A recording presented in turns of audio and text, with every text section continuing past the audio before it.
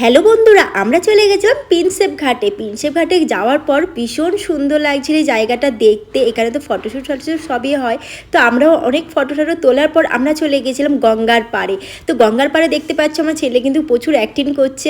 আর এদিকে দেখতে পাচ্ছি প্রচুর প্রচুর ভিড় রয়েছে। খুব সুন্দর লাগছিল গঙ্গার পাড়টা।